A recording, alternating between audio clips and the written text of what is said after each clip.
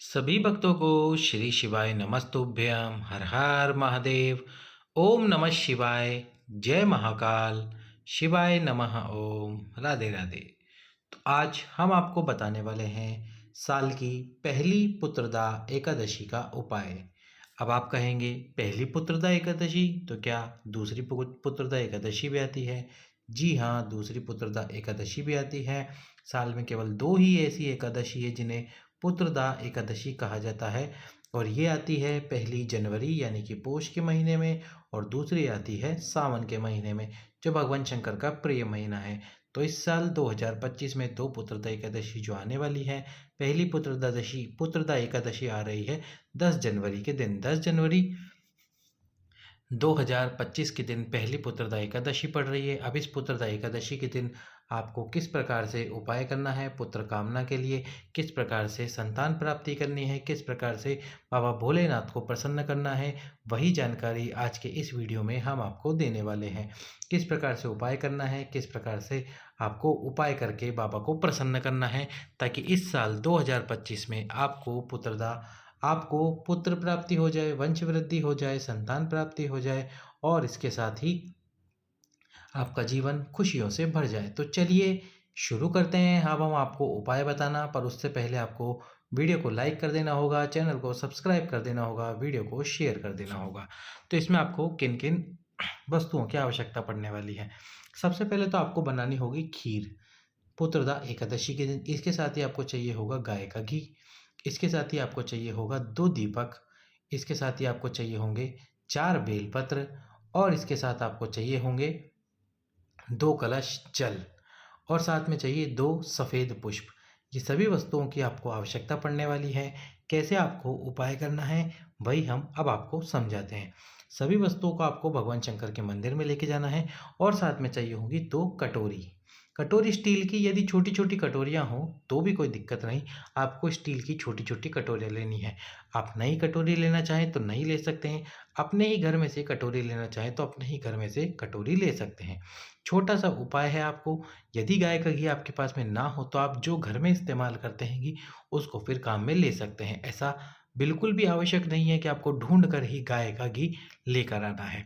यदि मिल जाए तो अच्छी बात, नहीं मिले तो कोई बात नहीं। अब आपको भगवान शंकर के मंदिर में प्रवेश कर जाना है। सबसे पहले भगवान शंकर के मंदिर में प्रवेश करके दक्षिण दिशा में खड़े हो जाइए, और जो 2 कलश जल है आपके पास, वो दोनों कलश जल को अपने हाथ में पकड़कर भगवान शंकर के शिवलिंग पे समर्पित कर दीजिए।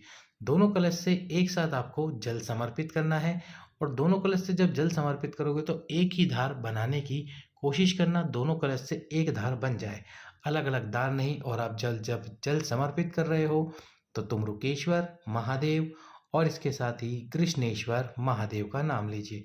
तुमरुकेश्वर महादेव और कृष्णेश्वर महादेव का नाम लीजिए।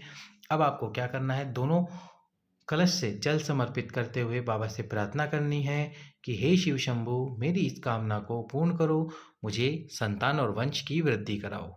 2 कलश जल जब समाप्त हो जाए, यानी कि आप समर्पित कर दे, तो उसमें से एक कलश भगवान शंकर के शिवलिंग के नीचे लगाए, उसमें थोड़ा सा जल ग्रहण करे जो शिवलिंग से नीचे गिर रहा हो। थोड़ा सा जल आप मंदिर के अंदर भी आचमन यानी कि पी सकते हैं, थोड़ा सा जल मंदिर में पी सकते हैं। फिर अपने हाथ को जल से ही धो लीजिए, क्योंकि वो हाथ जूठा हो जाता है। इसके बाद में आपको लेने हैं सफ़ेद पुष्प। जो सफ़ेद कलर के पुष्प आते हैं वो सफ़ेद पुष्प लेने हैं आपको। इस प्रकार सफ़ेद आंकड़े का पुष्प मिल जाए तो बहुत अच्छी बात है, नहीं मिले तो कनेर का सफ़ेद पुष्प मिल जाए तो बहुत अच्छी बात है, ना मिले तो आपको पारिजात का पुष्प मिल जाए सफ़ेद तो अच्छी बात है, ये भी ना मिले तो जो सदा सुहागन में छोटे छोटे सफ़ेद पुष्प आते हैं ये मिल जाए तो वही ले लीजिए। सबसे पहला पुष्प समर्पित कीजिए तुमरुकेश्वर महादेव के नाम से, और दूसरा पुष्प दक्षिण दिशा से समर्पित कीजिए शिवलिंग पे कृष्णेश्वर भगवान के नाम से। कृष्णेश्वर महादेव और तुमरुकेश्वर महादेव के नाम से पुष्प समर्पित कीजिए। जब दोनों पुष्प आप समर्पित कर दें, इसके बाद में आपको लेने हैं 2 बेलपत्र। सबसे पहले तो 2 बेलपत्र ले, और दोनों बेलपत्र की बीच वाली पत्ती पर आपको लगा देना है पीला चंदन, और नीचे वाली पत्ती पर लगा देना है लाल चंदन। पीला चंदन और लाल चंदन लगा दीजिए। पीला चंदन लाल चंदन लगाने के बाद में एक एक करके दोनों बेलपत्रों को समर्पित करो। दोनों बेलपत्र को समर्पित करते समय इन बेलपत्र की दिशा आपके विपरीत में रखना, और दोनों बेलपत्र तुमरुकेश्वर महादेव के नाम से समर्पित होंगे।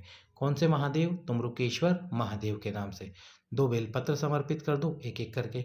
अब 2 बेलपत्र और लेने हैं जिस पे आपको ना तो चंदन लगाना है, ना ही आपको और कुछ लगाना है। केवल वो 2 बेलपत्र आपको समर्पित करने हैं। ये भी आप जो 2 बेलपत्र समर्पित करने वाले हो, इन बेलपत्रों को भी तुम्रुकेश्वर महादेव के नाम से समर्पित करना। तो 2 बेलपत्र जिसमें आपने चंदन लगाया है लाल पीला, वो तुम्रुकेश्वर महादेव के नाम से दोनों एक साथ एक-एक करके समर्पित करो। इसके बाद में आपको 2 बेलपत्र जिन पर आपने कुछ भी नहीं लगाया, स्वच्छ बेलपत्र है, वो दोनों समर्पित करो। अब आपको जो एक कटोरी में आपके पास में खीर है और एक कटोरी में जो घी है, वो आपको यहीं भगवान शंकर के सम्मुख में रख देना है और बाबा से प्रार्थना करनी है झोली पसार कर कि हे शिव जी, मैं ये उपाय कर रही हूँ, मेरी गोद भर देना, मेरी सूनी गोद को भर दीजिए, मुझे संतान और पुत्र की प्राप्ति कराइए। इसके बाद में आपको क्या करना है, 2 दीपक लेने हैं। 2 दीपकों में से दोनों दीपक में सबसे पहले तो घी डाल लो।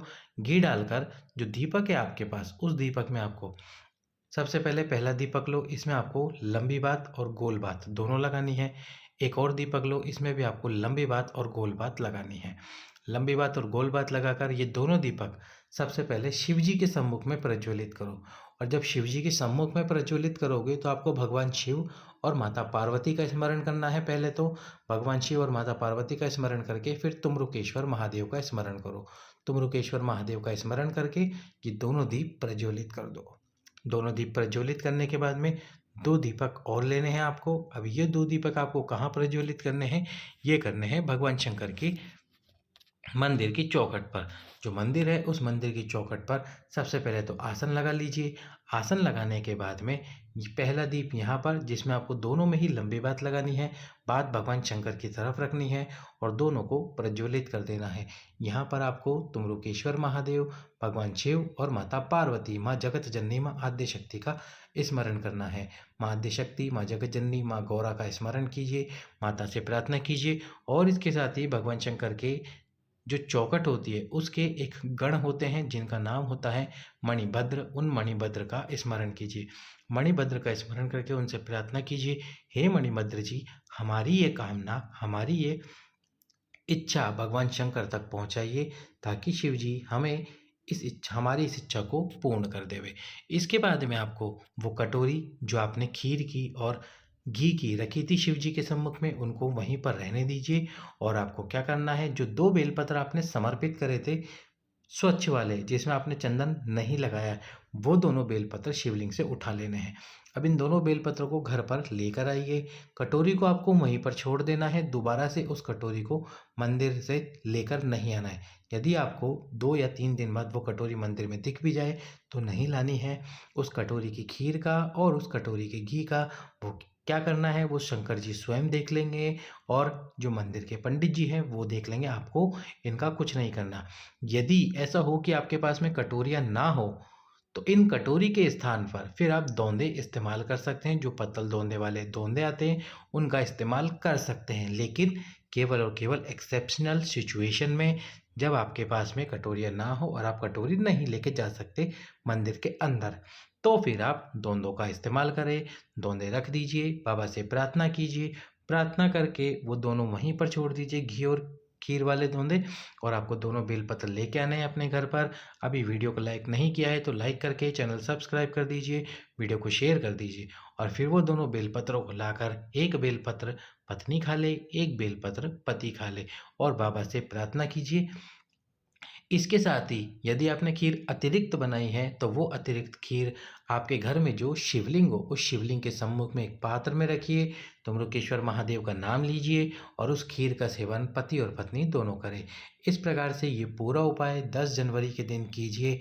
आपकी गोद जनवरी में जनवरी के महीने में आपको खुशखबरी मिल जाएगी और 2025 में आपको पुत्र प्राप्ति हो जाएगी। सभी भक्तों को श्री शिवाय नमस्तुभ्यं। हर हर